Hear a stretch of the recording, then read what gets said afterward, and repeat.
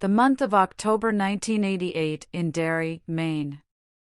Bill Denbrough, Jaden Lieberher, assists his younger brother Georgie, Jackson Robert Scott, in making the SS Georgie, a paper sailboat.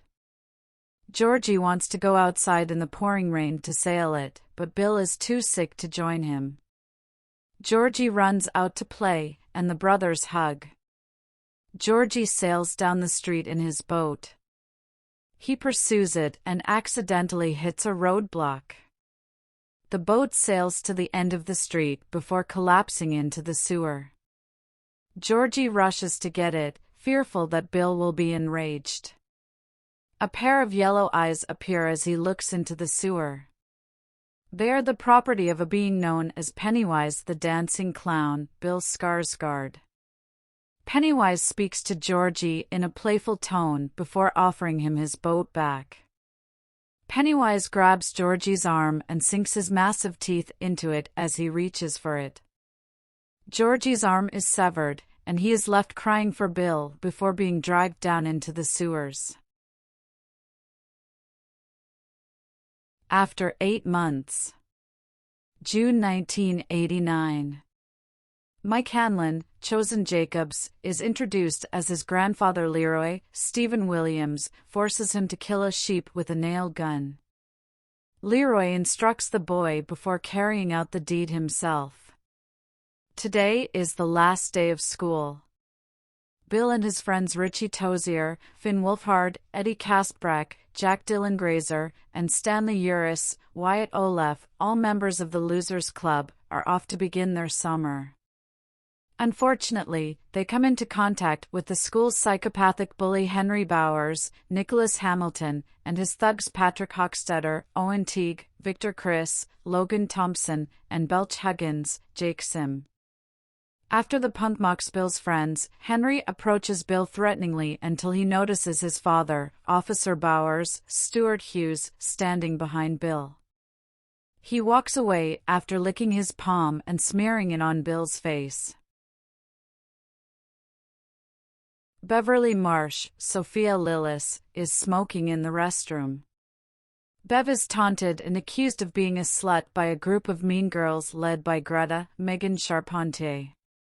One of the girls fills a trash bag with water and dumps it on Bev, but she hides her face behind her book.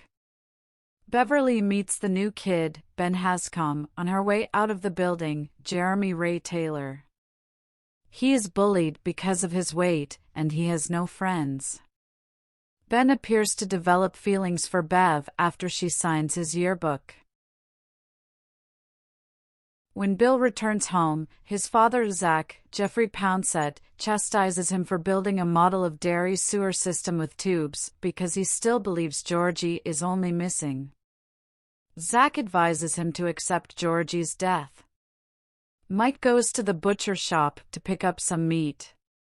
He hears what sounds like screaming and pounding behind the door around the alley. When the door opens, several burned hands emerge. Mike then sees Pennywise, but is nearly hit by a car driven by the Bowers gang. Mike runs away. Stan is studying for his bar mitzvah at the synagogue. The rabbi's office has a painting of a woman with a distorted face that frightens him. When Stan picks up the painting, the woman has vanished. When he turns around, It appears as a woman with a fanged smile. Stan takes off running. Ben is at the library researching Derry's past. According to a series of articles, children in Derry have been disappearing under mysterious circumstances for centuries. Pennywise and a missing boy's head in a tree are depicted in the book. Pennywise then lures Ben into the basement, where he encounters the headless boy before being chased out. Ben is attacked by the Bowers gang on his way home. Henry's thugs pin him to the bridge railing. Patrick wants to use a lighter and bug spray to burn Ben, but Henry wants to carve his name into Ben's stomach. An elderly couple drives by and notices this, but does nothing, the presence of a red balloon implies that it is present. Ben kicks Henry in the nuts and rolls him over the bridge and into the woods, leaving Henry with only an H. The punks are chasing Ben. Meanwhile, the losers are near the sewers because Bill has persuaded his friends to assist him in finding Georgie. Ben falls into the water near them, and the boys pull him to safety. Patrick abandons his friends and runs into the sewers to find Ben. He encounters demonic-looking children, prompting him to flee, but he comes to a halt. A swarm of red balloons appear in front of him and pop, revealing Pennywise, who promptly devours Patrick. The boys go to the pharmacy to get cotton balls and bandages, but they are strapped for cash. Beverly is in the store buying tampons when she encounters the boys. Bev pretends to flirt with the pharmacist, Mr. Keene, Joe Bostic, after hearing their problem. He appears to be a creep to her, but she manages to divert his attention long enough for the boys to steal their supplies and for her to steal some cigarettes. When Bev notices the boys tending to Ben, she goes outside and joins them. Beverly returns home to her father, Stephen Bogaert, who is even creepier than Mr. Keene. He pushes his daughter into the bathroom, causing her to cry. She then cuts off her hair until it is at a shorter length. The boys, now joined by Ben, are gathered at the quarry, ready to jump into the lake, but no one wants to be the first to do so. Bev appears and jumps first, inspiring the others to follow. They have a good time swimming and socializing. Later, Ben tells everyone about what he discovered in Derry's history.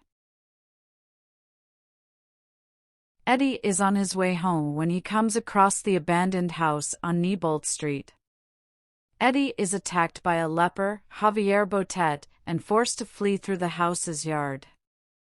As he approaches the fence, he notices Pennywise attempting to entice him. Eddie flees by running under the fence. Bev is in her room, clutching a postcard bearing a poem written by a secret admirer. She believes it was written by Bill, but it was actually written by Ben. Bev can hear children's voices from her bathroom. When she looks into the sink where the voices are, clumps of hair reach out to grab her, and a fountain of blood gushes all over the bathroom. Mr. Marsh enters, horrified to see Bev, but he cannot see the blood. He simply observes that her hair makes her appear to be a boy. Bill is walking around the house when he notices Georgie running around. Shocked, he follows Georgie to the flooded basement.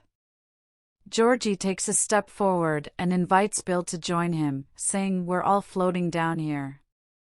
You'll float as well." He yells and decomposes until he yells and decomposes again. Pennywise then emerges from the water and attempts to capture Bill, but he flees the basement. The kids are riding their bikes the next day when they come across Mike's bike and the Bowers gang's car. They go down by the creek to find the punks who are harassing Mike because he is black. Bev throws a rock at Henry's head, sparking a rock-throwing war between the two groups.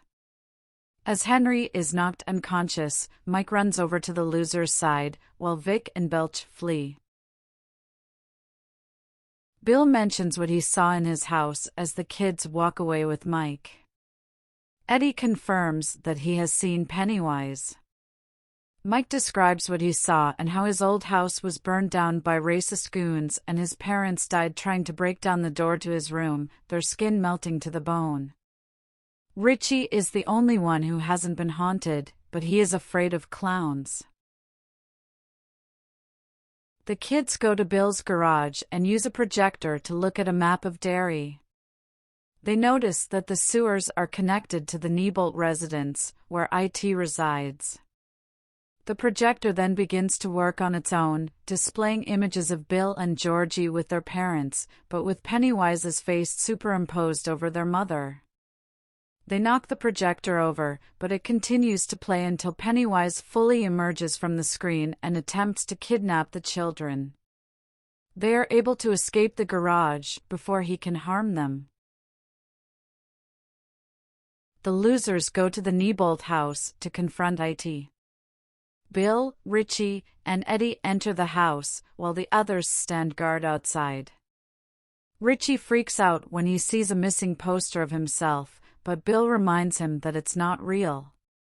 When Pennywise discovers Eddie, he is separated from his friends.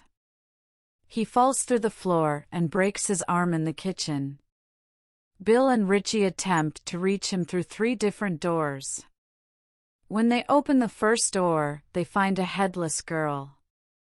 Richie is trapped inside a room full of clown dolls by the second door.